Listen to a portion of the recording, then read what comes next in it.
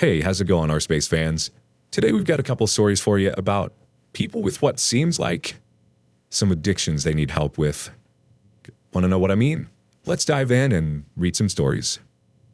First up, found out about years of multiple affairs while pregnant. This story is a long one, and I'm too dragged to write out every single detail.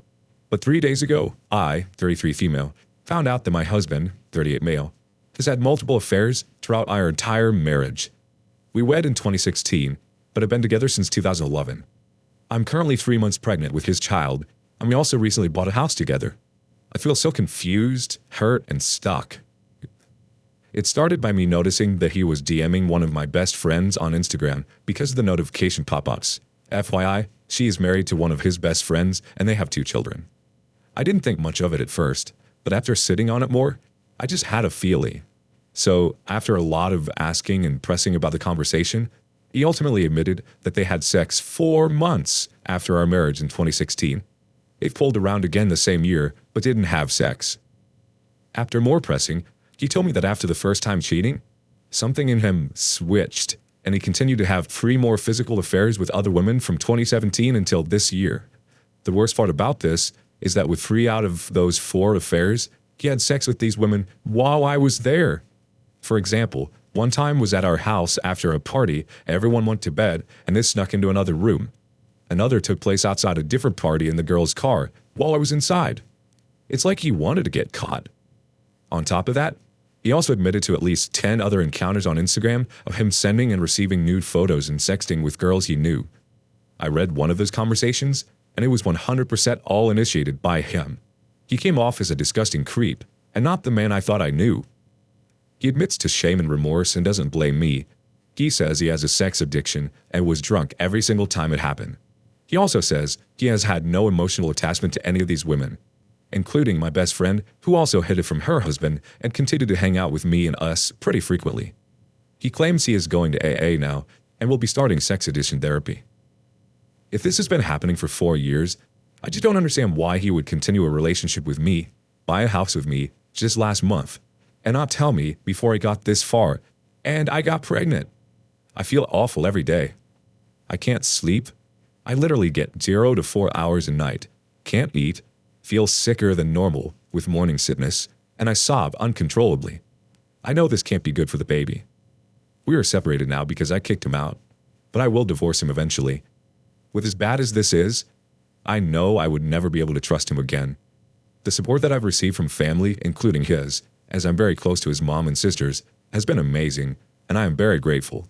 But I'm also terrified of raising this child as a single mother and figuring out what to do with our dream home.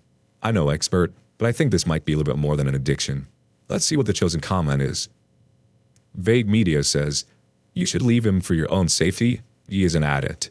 There's a good chance that he will do it again, especially now when you're pregnant. Your sex life will decline and he will blame you for it later after D-Day. Get yourself tested for STDs and also inform the affair partner's husband. He deserves the truth just like you. He will not change for sure. You should make sure to see your future and child's health first rather than helping him. Of course, the decision is yours to make, but I think there's a high percentage of chance he will do it again.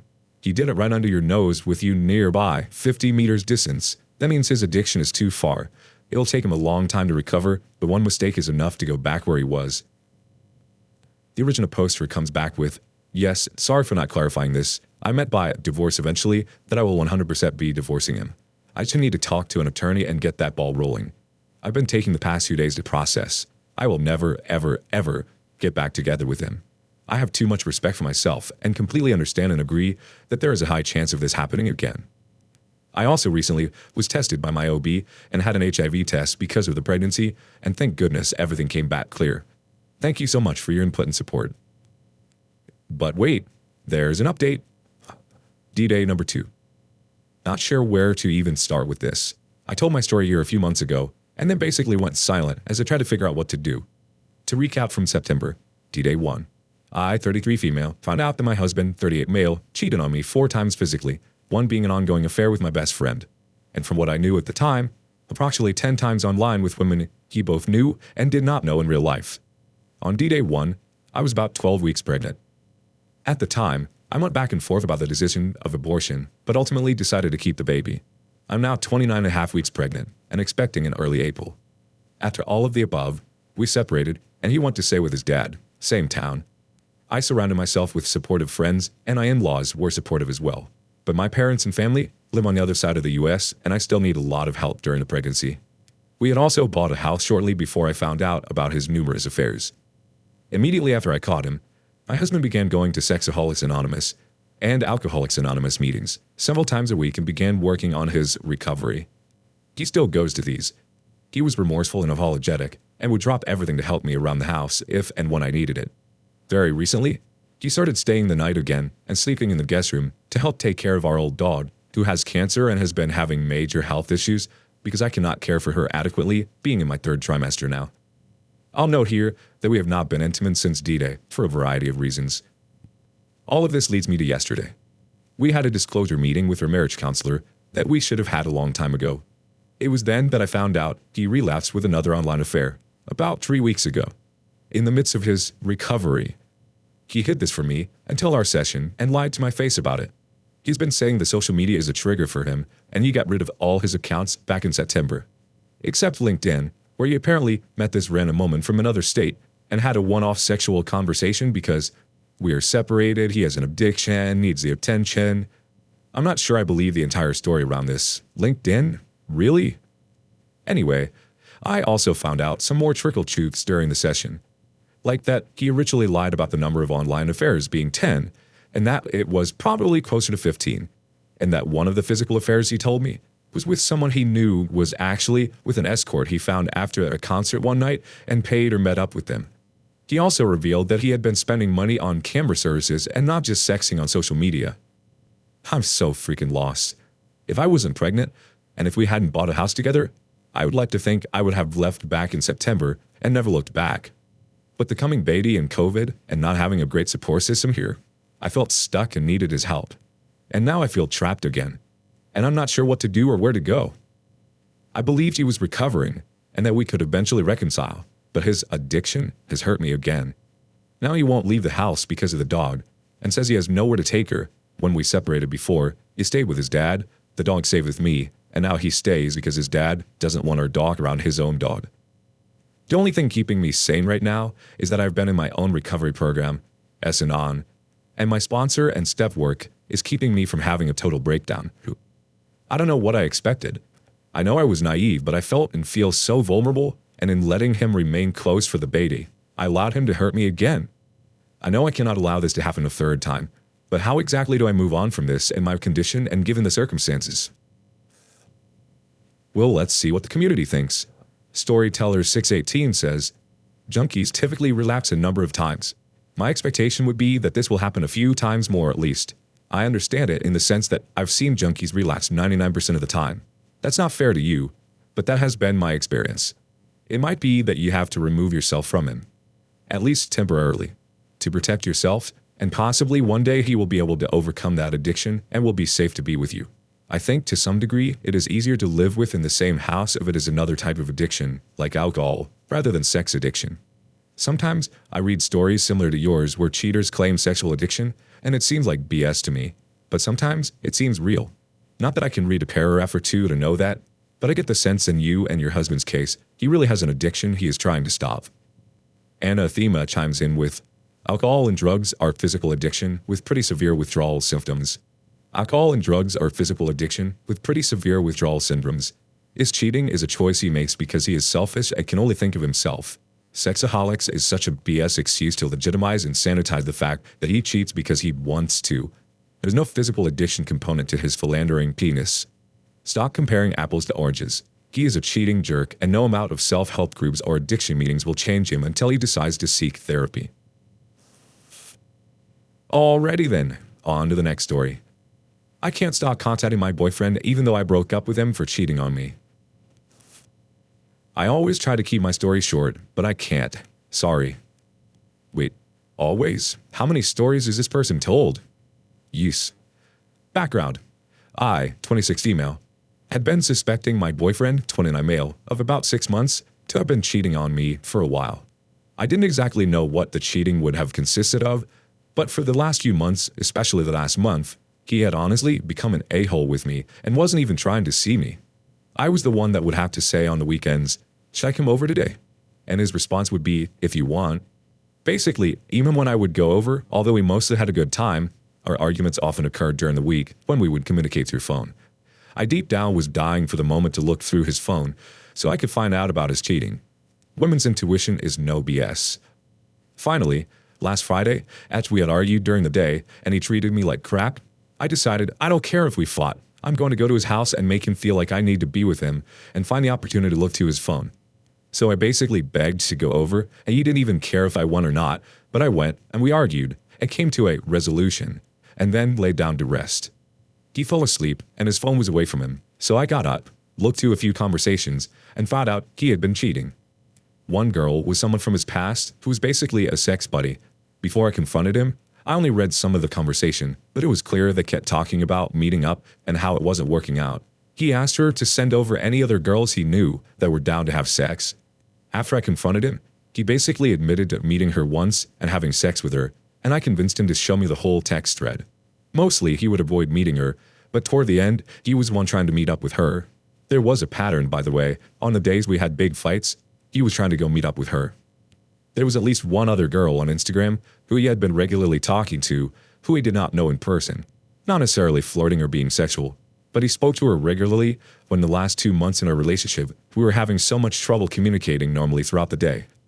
I was being an idiot trying to figure out how we can communicate better because all I wanted was for us to be happy. But this absolute piece of crap was spending time entertaining other girls instead of putting that work in his relationship. So my main dilemma now is that I broke up with this jerk, and of course, he expected that. But on that Friday night, in order for me to have seen the whole text conversation with his sex buddy, I gave him some stupid excuse about him possibly having any chance with me only if he let me see the convo. He didn't want me to see it because of how shameful it was. He claimed he felt shame. I doubt it. But anyway, I wanted to know the details because I felt entitled and felt like it would make me move on and have more hatred for him. But anyway, since I told him if he let me see he may have a chance, he clung on to that and told me he is going to change. After hours, I finally went home, and the next day he called and texted a few times. I finally answered the call, and he talked about how he was sorry and he's going to take the steps to be a better person and never do this to me again. Basically, I of course have repeatedly reminded him, if he was a good person and if he ever cared or respected me, he would have never been able to do what he did. By the way, he had no intention of ever telling me. He admitted that. He just claimed he thought he could stop, but we all know this is BS. After a few days of answering his calls and we would talk for hours, it would start with me asking questions about details and basically telling him what a horrible person he is. I decided to tell him to not contact me. The problem is, the last 2 days I've been contacting him because I still remember certain days that felt off, and I asked him what he was up to on those days and demand that he tell me the truth. Then I get back into the cycle of making him feel like crap for what he did. A part of me simply cannot stop contacting him. He said he will continue to answer the questions I have and deal with me reminding him how crappy he was. He hopes that will help in me giving him a chance.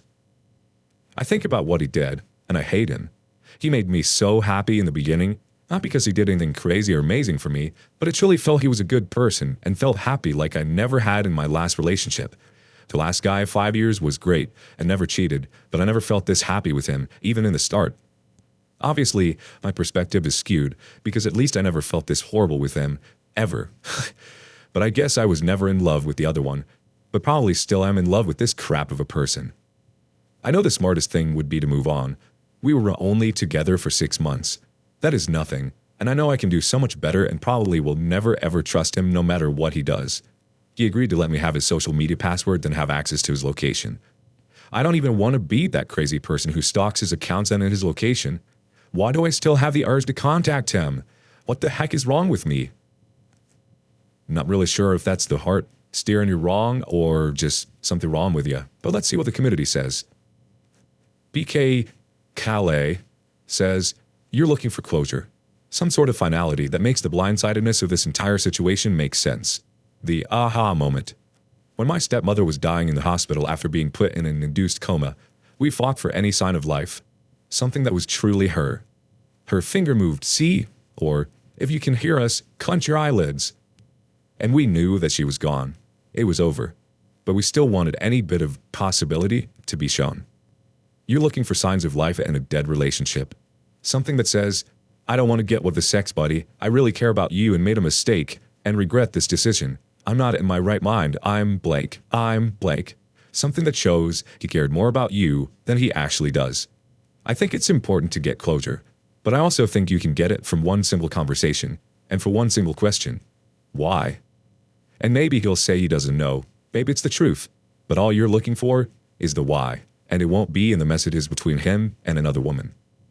The OP responds with, dude, the thing I screwed up by letting him think he has a chance because now everything he is telling me is actually making me consider giving him another chance.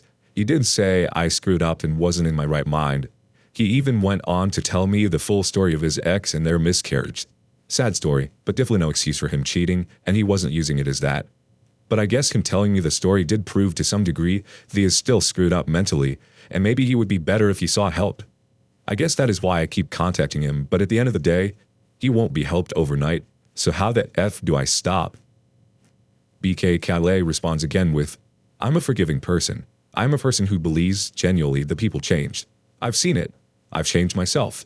Not from cheater to honest, but from political parties, religion, personal views, you name it. Sometimes we learn by messing up. Mental health and societal struggles are real. I can't say what I'd do in your situation.